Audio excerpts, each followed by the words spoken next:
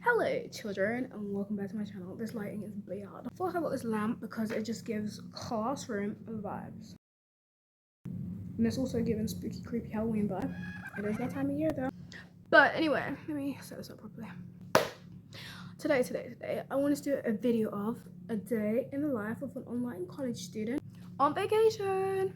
If you guys don't know, I am currently in Vancouver, Canada right now. And also, if you're new to my channel, you probably don't know what I do online or what level student I am or what I go on. But I want to say, I am actually doing A-levels. I'm doing A-level maths, A-level business, and A-level economics. And yes, I'm 20 years old and still in college, I know. That is because I dropped out last year. If you want to see that video. But today, I want to show you how I study as an online college student away from home with no teachers chasing me, with no homework, with no real deadlines, and how I stay motivated. So without further ado, let's begin.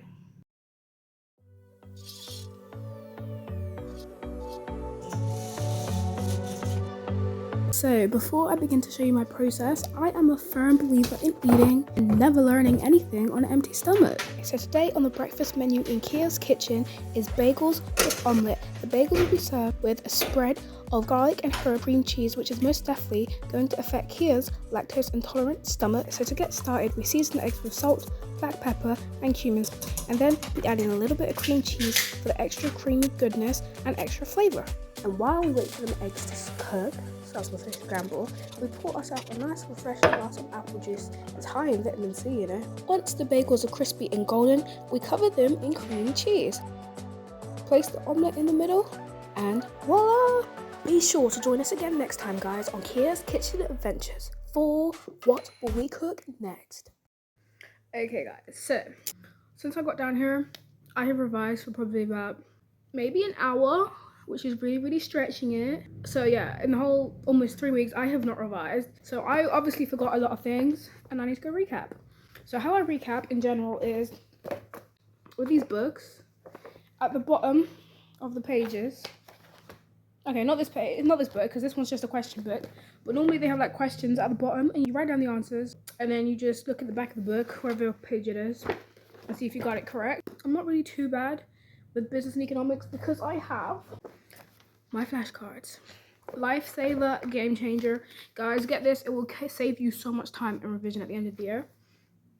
I'm hoping. I've actually never done this method before, but it saves me time when I recap because I just, like on here, influences of decision making, and then I just say them. If I get it right, I put it in a pile over here. That means I don't have to go over it for 2 days. If I get it wrong, I put it in a pile here, and it means I have to go over it again tomorrow. So yeah, I do the flashcard method with economics and business. And with maths, it's literally just recap. But a lot of maths is overlapping. So today, what I'm gonna do, I'm gonna start on the first page. I'm not gonna lie to you, I actually did do the first page maybe a week or two ago. No, maybe a week and a half ago. And I've forgotten like a lot about indices and I just studied it. But I'm not mad because before when I would forget, I used to get so mad. I'm like, I worked so hard to learn this. I'm like, it's okay, you can forget, but you'll learn it again. Sorry, this was like a lot of talking. So yeah, index laws. Let's see if I remember anything from the last time I recapped it or not. So I'm just gonna be here going over the questions real quick. I'm gonna like do a time lapse, but I'm also gonna be watching some Naruto.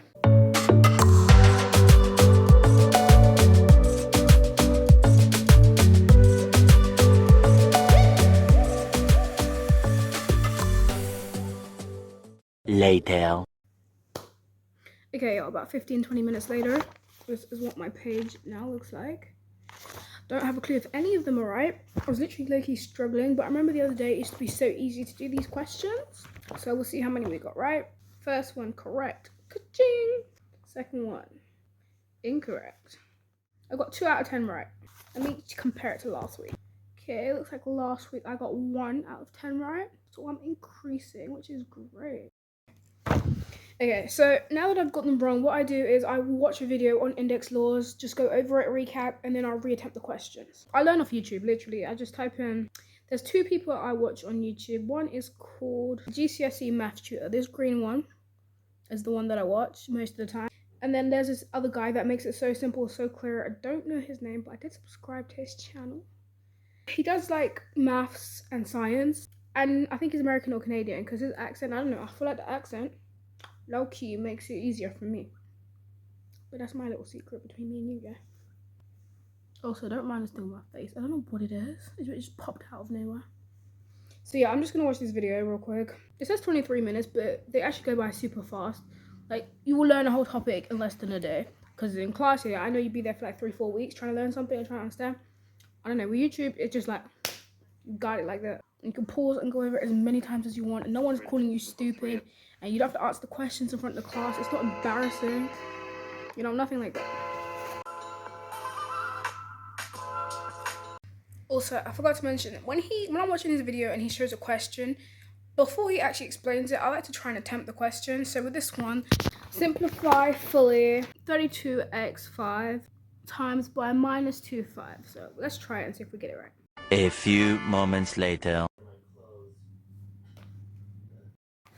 I kind of low-key like showing you guys my life. Never found anybody like you. So that's the correct answer. And this is my answer. So now that I understand, he'll do another question just like this.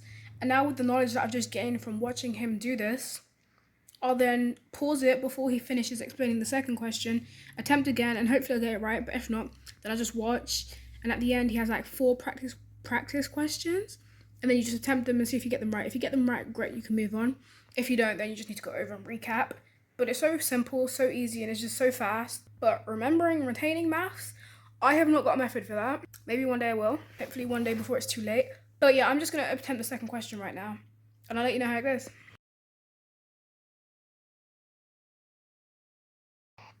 So what are your plans for the day?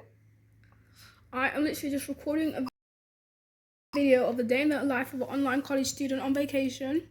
And I'm not doing anything today because it's super raining outside. But from tomorrow it's supposed to be super sunny. So from then I'll do something.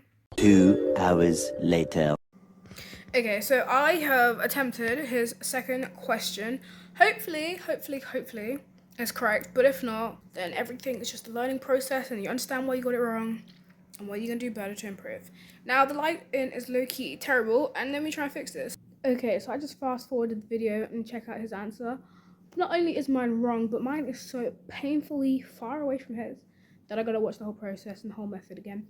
However, this is a slightly different question to the first one, so I'm not going to beat myself up about it. Okay, so upon watching his explanation, I now realize what I got wrong. It's because it's 4x brackets to the squared. What I did was 4 times 2 instead of squaring it, which is 4 times 4, which equals 16. And that's the thing that always trips me up.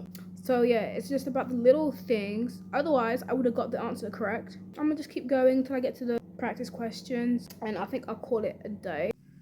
Okay, so all you have to do is simplify them. Which shouldn't be too tricky. Okay, I look like I'm on death's doorstep for some reason. But I've finished the 4 questions. Let's check if they're correct. I'm really hoping that they are. Okay, really quickly. The ones in circles are my answer. Here, you're probably wondering why there's 2 circles. Basically, it can be written as either way. But I just prefer the way this looks compared to this one for some reason. Oh, okay.